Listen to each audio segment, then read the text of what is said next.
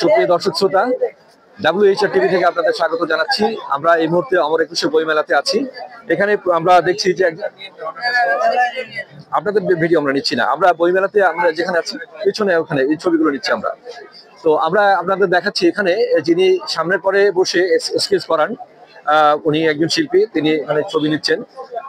এখানে মাত্র 600 টাকায় আপনি আপনার একটা স্কেচ তৈরি করে নিতে পারেন, যেটি আসলে খুবই একটা দুর্লভ একটা ব্যাপার, এবং এটা আপনার লাইফে একটা আপনি সঞ্চয় করে রাখতে পারেন, যেটা আপনার সরাসরি বসে শিল্পীর সামনে বসে ছবি আঁকিয়ে নিচ্ছেন মাত্র 500-600 টাকা দিয়ে। এটা আসলে অত্যন্ত আমি মনে করি যে একটা সুযোগ, এবং এই সুযোগটা সবার গ্রহণ করা উচিত।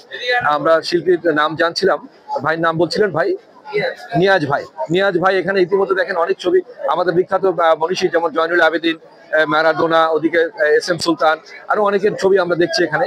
তো আপনি ইচ্ছা করলে মেলাতে যখন আসবেন এখানে ঠিক আগামী প্রকাশনীর প্যাভিলিয়নের যে অপোজিটেই শিল্পী নিয়াজ ভাই, তার এই ছবিগুলো তিনি এখানে ছবি আঁকতে পারবেন। আপনি যদি আসেন সামনে বসিয়ে আপনার ছবি এঁকে দিবেন অল্প সময়ের মধ্যে। তো এটা একটা ভালো সুযোগ, আমরা এই সুযোগটা গ্রহণ করার জন্য সবাইকে আহ্বান করছি, এবং প্রতিবারের মতো বইমেলাতে এবারও এই সুযোগটা থাকছে। প্রতিদিন বিকাল থেকে আপনার এখানে বসে আপনি আপনার নিজের ছবি স্কেচ করাতে পারবেন 500-600 টাকা দিয়ে। এই সুযোগটা আপনারা গ্রহণ করুন। অনেক তরুণী এখানে ইতিমধ্যে এসে তারা তাদের ছবি করিয়ে নিচ্ছে। আমাদের শিল্পীদের এই যে প্রতিভা, এই প্রতিভার একটা মূল্যায়ন হওয়া উচিত।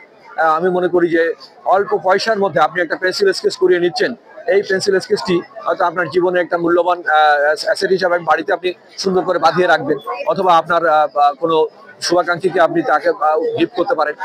তো এইটা আমি মনে করি যে এটা আমাদের শিল্পের একটা প্রকাশ, যে আমাদের শিল্প সাহিত্য সংস্কৃতির সাথে এটা যে জড়িত, বইমেলার সাথে যে চিত্রকলা আর্টের যে একটা সুসম্পর্ক আছে, সেটা প্রমাণ পাবেন আপনারা যখন এখানে আসবেন। এবং খুব অল্প সময়ের মধ্যে, আধা ঘন্টা সময়ের মধ্যে বা 30 মিনিট 1 ঘন্টার মধ্যে আপনার একটা ছবি আপনি এখানে বসে দেখবেন চমৎকার ভাবে স্কেচ হয়ে গেছে। এই সুযোগটি আপনারা গ্রহণ করুন। বইমেলাতে এটা প্রতি বছর থাকে। গতবার আমরা দেখেছিলাম এটি বাংলা একাডেমির মূল প্রাঙ্গণে একেবারে পুকুর পাড়ে ছিল। এবছর এখানে বাংলা একাডেমির ভেতরে আপনার পশ্চিম পাশে যে সোহরাওয়ার্দী উদ্যান যেটা আসছে, এই উদ্যানের আগামী প্রকাশনীর ঠিক বিপরীত পাশেই শিল্পী নিয়াজ তার এই স্টুডিও খুলে বসেছেন।